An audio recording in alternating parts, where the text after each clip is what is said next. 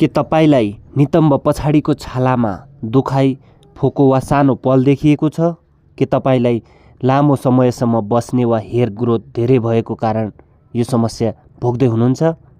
यदि हो भने तपाईलाई पाइलोनिडल साइनस हुन सक्छ। तर चिन्ता नलिनुहोस्।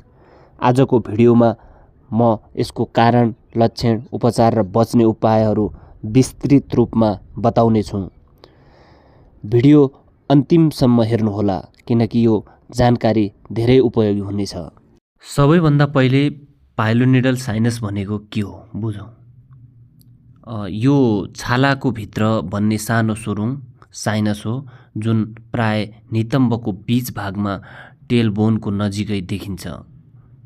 यसको भित्र कपाल, छाला, ब्याक्टेरिया वा माटो जम्मा भएर सङ्क्रमण हुन सक्छ जसले गर्दा दुखाइ र पस आउन सक्छ। यो समस्या पुरुषहरूमा धेरै देखिन्छ, विशेष गरी 20 देखि 35 वर्षको उमेर समूहका व्यक्तिहरूमा।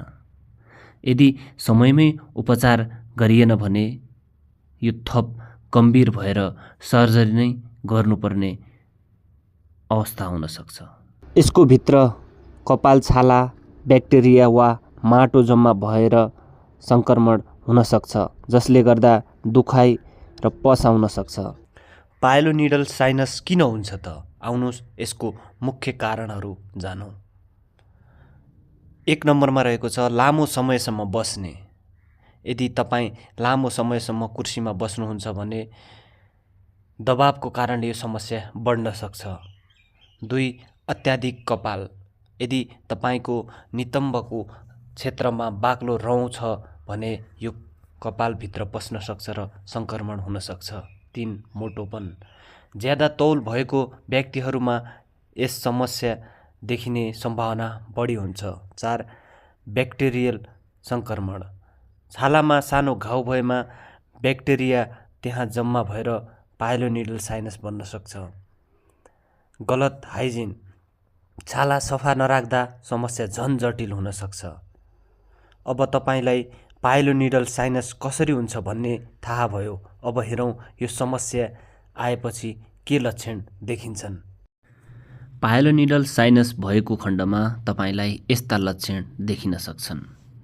दुखाइ, विशेष गरी बस्दा, उड्दा, हिँड्दा, सुत्दा दुख्छ।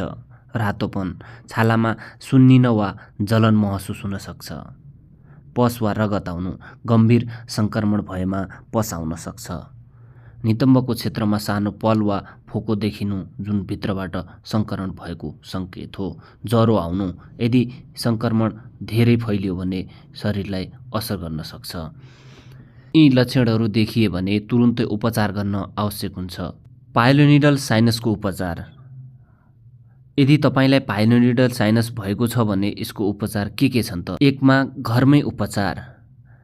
न्यानो पानीले सफा गर्ने, राम्रो हाइजिन राख्ने, चिल्लो वा भारी कपडा लगाउनबाट जोगिने।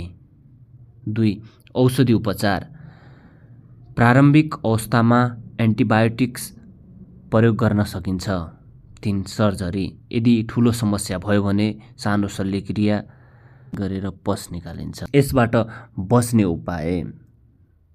आउनुहोस् अब हामी बच्ने उपाय सुनौँ। नियमित रूपमा छाला सफा राख्ने, लामो समय एउटै ठाउँ नबस्ने, नितम्बको आसपासको कपाल हटाउने, स्वस्थ जीवनशैली अपनाउने।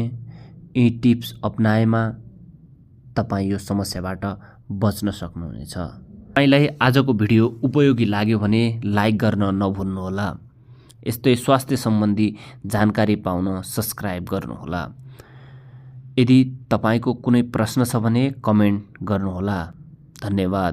फेरि अर्को जानकारीमूलक भिडियोमा भेटौँ।